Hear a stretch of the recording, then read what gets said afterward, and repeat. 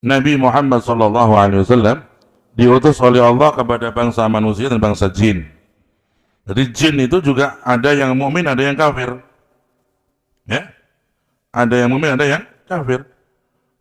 Mukminul jin, dan mereka mengaku wa anna minnal mu'minu wa anna minna al-muslimuna wa minnal qasitun. Dari kami ini, kata bangsa jin mengakui diri mereka, ada yang muslim, ada yang kafir, ada yang soleh, ada yang tidak soleh, ada yang nakal, ada yang nggak nakal, ada yang ahli sunnah, ada yang wahabi juga. Gitu. Kenapa? Ya manusia sama dengan jin, mereka itu bermacam-macam, berkelompok-kelompok. Ya, ada yang sufi, ada yang ghairu sufi, macam-macam. Ya, ada yang mereka itu senang di ilmu hadis, ada yang senang ilmu fikih, seperti manusia. Dalam masalah mukallafnya sama dengan manusia. Illa, kecuali bedanya Allah menjadikan manusia lebih afdal daripada jin. Apa dalilnya? Dalilnya karena nabi-nabi dari bangsa manusia. Nggak ada nabi dari bangsa jin, nabi dari bangsa manusia. Ya, wa asrafuhum an-nabi Muhammad sallallahu alaihi wasallam. Ya. Maka dari itu salah satu tingkatan tertentu seorang ulama, dia bertugas dakwah kepada bangsa jin. Tapi nggak semua orang bisa. Ya. Ada kiai-kiai tertentu yang sudah tingkatan tertentu, mereka diberi oleh Allah amanah. Kamu bertugas mengajar bangsa jin juga. Ya, melalui isyarah, melalui petunjuk Allah yang dia terima. Ya. Itu ada sebagian ulama begitu tugasnya ngajar bangsa jin. Banyak ulama, ya, termasuk diantaranya Sayyiduna Syekh Baqi Dahlan radhiyallahu anhu. Itu beliau dulu santrinya banyak, dari bangsa jin sampai 400 jin kurang lebih. Ya, santrinya dari bangsa jin kathir, banyak. Maka ada kiai di kamar dia baca kitab sendiri, jangan kamu heran. Gitu, apa gitu dermemel dhewe iki ono apa gitu. Ya, itu enggak tahu gitu. Ini lagi ngajar jin-jin yang ya mau ngaji gitu. Kok gak ketok? Ya malah genah ketok, ente yang miber, ente kata-ketakutan begitu. Jadi Nabi Shallallahu Alaihi Wasallam ya dikedatangkan bangsa jin dan mereka masuk Islam dari nasibiyin tadi. Ya, dan orang, tapi di sisi lain orang jangan kepingin menjadi ahli jin. Gitu.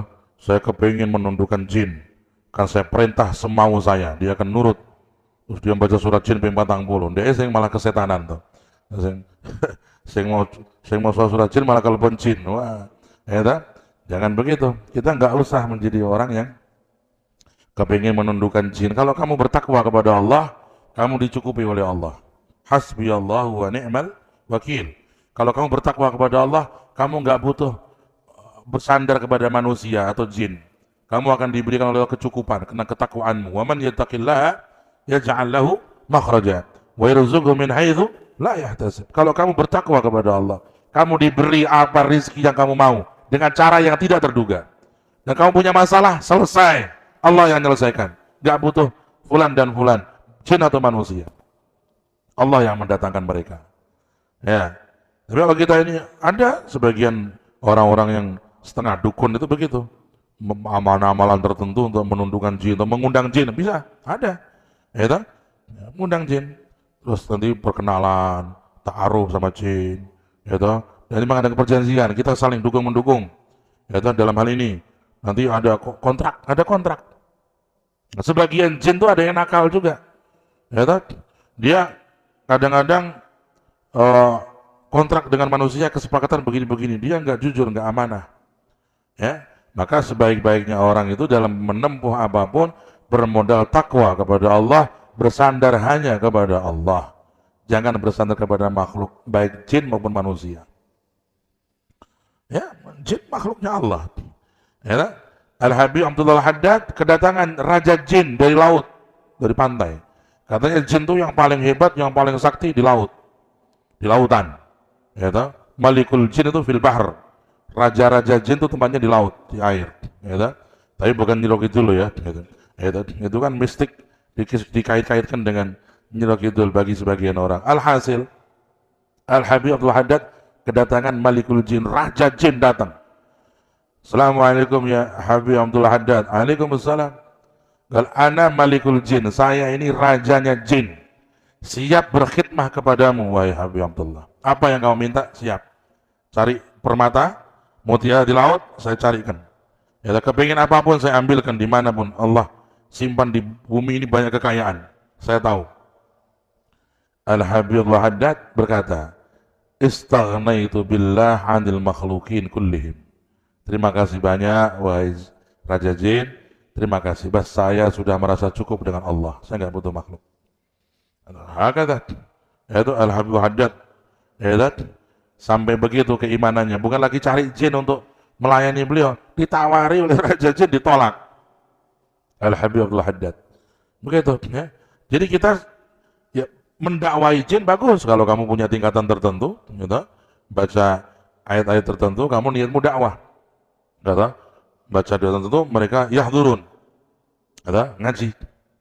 Gitu, ngaji Safina, ngaji Risalah Jamiah, mereka butuh ilmu juga. Ya. Tapi itu kelas-kelas tertentu, sebagian ulama, sebagian solihin begitu ya. Yang penting kita beriman aja, yakin bahwa jin itu ada yang mukmin, ada yang muslim, ada yang baik, dan jin juga punya aturan. Jangan takut sama jin. Sama jin jangan takut. Jin makhluknya Allah. Dia punya batasan. Kalau jin itu ganggu manusia, dia berarti maksiat, berdosa. Sebagaimana kalau manusia ganggu jin juga bermaksiat. Ya. Manusia ganggu jin, zalim. Jin ganggu manusia, zalim. Manusia ganggu manusia, gimana? Zalim. Jin ganggu jin, zalim. Jin sama jin saling ganggu ada. Itu jin soleh diganggu sama jin toleh. Gitu. Itu manusia sama. Ada manusia soleh diganggu sama manusia toleh. Yang tidak soleh itu toleh namanya. Itu sama. Nah, jadi kita nggak usah takut karena jin itu punya batasan. Ya kalau cuma kelihatan ya biasa. Itu santai aja. Waalaikumsalam. Baik, sehat. Terus lanjut. Nah, ya kan? Fadal. Nanti ada tempat tidur nggak ada? Tidur sebelah sana sini. Jambi ada. Ya kan? Jadi begitu. Wan Nabi sallallahu alaihi wasallam sudah mengkabarkan bahwa jin itu menempati tempat-tempat yang kosong. Di mana tempat kosong nggak ditempati manusia, jin menempati tempat itu. Ya, dan dia sudah ngalah loh. Dia tuh jin tuh baik hati dia. Baik hati. Jadi mereka tuh dikasih tempat yang tidak ditempati manusia. Berarti mereka ngalah. Kalau ada manusia menempati satu tempat, jin ngalah, dia minggir. Dia pindah. Itu hukumnya begitu. Ya, jin yang baik tahu diri. Ada manusia datang di satu daerah, dia keluar, dia pindah. Ya, nanti orangnya pergi, dia masuk situ. Ya, dia menghindari tempat-tempat yang ditempati manusia. Makanya dari situlah diambil kesimpulan, jangan suka kita bikin rumah itu kosong. Ada orang kaya-kaya itu punya rumah 5, ditempati cuma 1, yang 4 cuma untuk katanya investasi. Ya, nggak pernah ditempati. Ya, daripada begitu mendingan wakafin tuh MTN tahfidz, atau rumah tahfidz, bagus. Daripada kita rumah kita biarkan kosong, nggak diwakafin, dipakai deh, ya kan? Dipakai. Seperti pesantren lama itu, masya Allah kita pakai 20 tahun itu, luar biasa. Berapa pahala yang didapatkan bagi amwat yang diniatkan? 20 tahun kita pakai. Itu pondok sana sekarang kalau orang tahu itu nangis itu. Itu dulu makmur dengan suara zikir, wirid setiap hari. Sekarang kosong, rindu dia. Tembok-temboknya rindu, ya. Setiap sudutnya rindu. Alhamdulillah kadang-kadang dipakai untuk majelis taklim nisa, ya. Alhamdulillah.